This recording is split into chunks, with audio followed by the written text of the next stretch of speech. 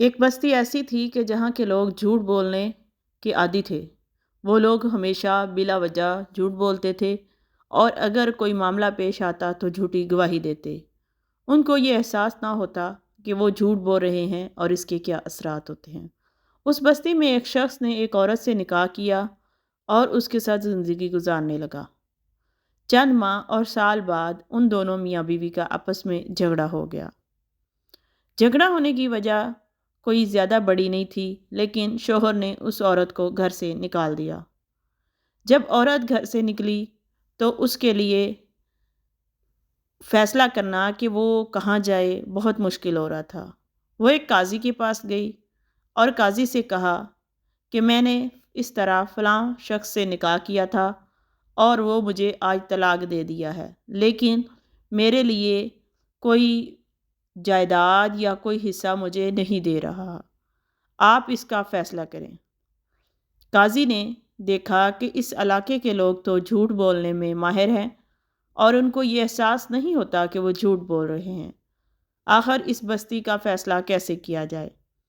قاضی نے عورت سے پوچھا، کیا تمہارا واقعی نکاح ہوا تھا اس شخص کے ساتھ؟ اس نے کہا، ہاں نکاح ہوا تھا۔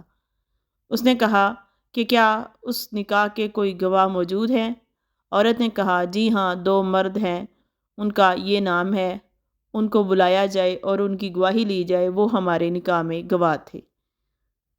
جب قاضی نے اس کے شوہر اور ان دونوں کو بلایا تو شوہر نے اس کو بیوی ماننے سے انکار کر دیا اور لوگوں نے اس کو پہچاننے سے انکار کر دیا اور کہنے لگے، نہیں، ہم تو اس معاملے سے بے خبر ہیں، ہم اس عورت کو نہیں جانتے، اس سے پہلے ہمیں کبھی اس عورت کو نہیں دیکھا۔ یہ بڑا گمبھیر مسئلہ پیدا ہو گیا کیونکہ آبادی ایسی تھی کہ جن کو عادت تھی جھوٹ بولا جائے۔ لیکن جب تمام لوگ ہی جھوٹ بولیں گے تو فیصلہ کس طرح ہوگا؟ قاضی نے عورت کی طرف دیکھا، عورت بے بس تھی اور اسی بات پر تھی کہ میں اس کے نکاح میں تھی اور میں اس کے گھر اتنا عرصہ رہی ہوں اور میرے ساتھ اس نے تمام تعلقات قائم کیے، لیکن اب مجھے بغیر نان و نفقے کے، بغیر خرچے کے نکال دیا ہے۔ قاضی نے سوچنے کے بعد کہا، عورت، کیا تو اس کے گھر میں رہی ہے؟ اس نے کہا، بے شک۔ اس نے کیا کہا کہ کیا اس آدمی کے پاس کوئی کتا یا جانور ہے؟ تو عورت نے کہا، ہاں، اس نے کتے رکھے ہوئے ہیں۔ اس نے کہا، کیا تم انسانوں کی بجائے کتوں کا کیا گیا فیصلہ منظور کرو گی؟ عورت نے کہا، بے شک، جہاں انسان جھوٹ بولنے کے عادی ہوں وہاں کتوں کے فیصلے ماننے پر بھی مجبور ہوں۔ قاضی نے کہا، جاؤ اس شخص کو اور اس عورت کو اس کے گھر لے کے جاؤ۔ اگر کتے اس عورت کو دیکھ کر بھونکنے لگیں، اس کو اجنبی محسوس کریں، تو سمجھ لو عورت جھوٹی ہے۔